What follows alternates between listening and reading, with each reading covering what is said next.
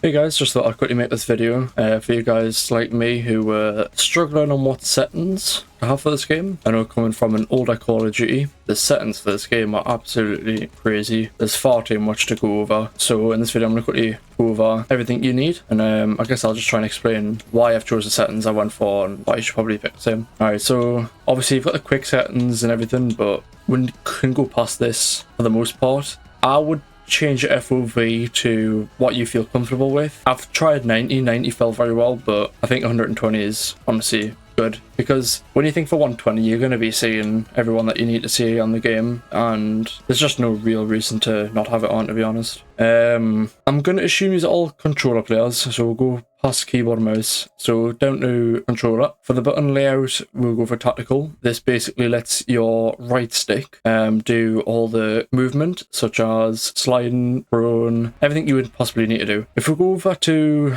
the sensitivity, I think 6, which is, I'm pretty sure the default, is the sweet spot. You can move it up or down depending on preference, but yeah, I think 6 is a sweet spot. For all 4 of these I've got as off. I don't think you need them on. Same goes for controller vibration. Staying on the controller section, if we go over to aiming, you can go over to aiming advanced settings, and you would want ADS sensitivity transition timing on instant. What this is basically going to do is it just allows that transition from not aiming down to be as smooth as possible at an instant, whereas I'm pretty sure the default on gradual is just, it's transitioning from one sensitivity to another, which you don't really want, but it's not consistent. For aim response curve type, this is really important. You want this on dynamic. This is going to make it so it just feels natural, and honestly it makes it feel like one of the older Call of Duties that I'm pretty sure most of what all used to. You don't need custom sensitivities per zoom, I find, but if you feel like you need to, go for it. Motion sensor behavior, you don't need it. Going over at the movement tab, you have tactical sprint assist. I personally keep this on.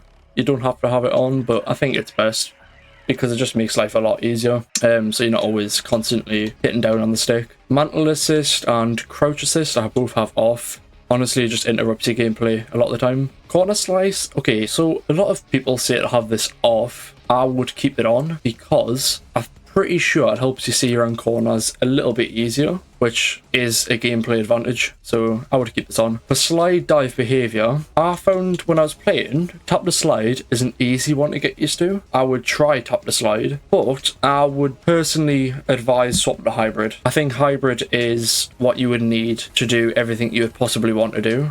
So if you get good at hybrid, I think you will be one of the better players out there. Going over to auto door peak, you want this off. Automatic airborne mantle, you want this off because if you go past these settings to movement advanced settings, you'll realize we've got grounded mantle on. We'll come back to these settings later. Let's see, sprint restore, you want that on. Slide maintain sprint, you want to keep that on. Absolutely, this is very important. Parachute automatic behavior, this is more for Warzone, I'm pretty sure. This doesn't really matter though. Mantle cancels reload, you absolutely want this on. Going back to the movement advanced settings, you want sprint tactical sprint behavior on toggle. Auto move forward on off, because you don't want to be moving forward when you don't want to move forward. Grounded mantle, like I say, you want that on, absolutely. Tactical sprint activation, single tap sprint, original auto trigger, sprint and door bash on. Just copy the settings. Next over to combat, I'm pretty sure all of this can stay default. Just make sure armor plate behavior is on apply to all. We'll go over to combat advanced settings. I'm pretty sure this is all just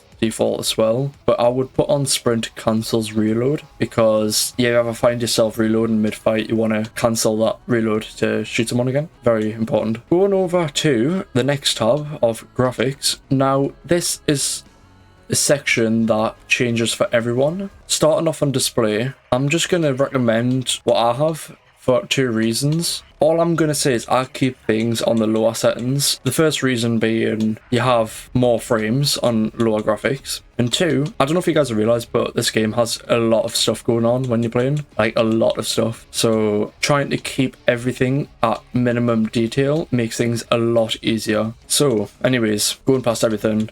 Aspect ratio, you could try the wider ones, but it makes the game feel a bit horrible, so I wouldn't bother. Brightness, I would try and go a little bit brighter than the game says, because sometimes when the game's a little bit too dark, you struggle to see people. Absolutely you want fidelity cast on. It's just the best one from what I've seen. And then like I say, everything on here you just want on low. Just honestly copy, just low, low, off, low, low, on, low, minimal, low, low, off, low, near, low, low, low, and off.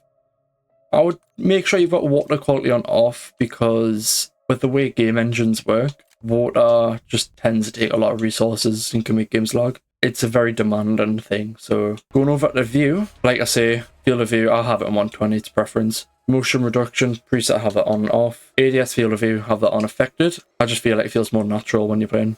Weapon field of view wide. I keep this on wide because I feel like it just makes the gun take up less of the screen from where you're shooting, whereas narrow default, your gun would be closer to where you're shooting, which you don't really want.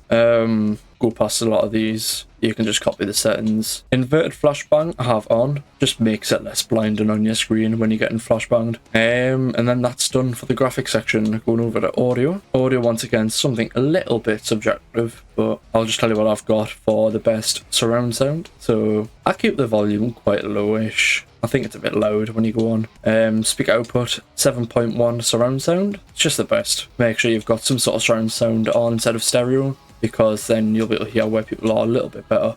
Audio mix, keep the true one on. It's the most natural sounding. It's how the game was made. Mono audio, just make sure this is off once again. These are all preference, but you can copy if you want. Hit marker preset, if you like the sound of older Call of Duties, put that on classic. I like the sound of the new one actually though, so I'll keep it on default. Reduce tinnitus sounds. Once again, if you suffer tinnitus, make sure you've got that on. Going over to interface. Here you can turn off a lot of the tips and tutorials, because they do come up quite a lot. I would put skip kill cam on, because the amount of times you're going to be dying on this game, you want to keep it on so you don't have to keep spamming X. The most important one here on the interface is gameplay HUD. Now you can change the HUD preset to any of the older Call of Duties, or anything that looks a little bit better for you. Main ones I will point out is obviously standard is the main one for the game. Yeah, magnified makes things a lot easier to read, especially the minimap. If you want a big minimap that's easy to read, I would definitely go for magnified. And redacted makes the game play without any HUD, which it looks good.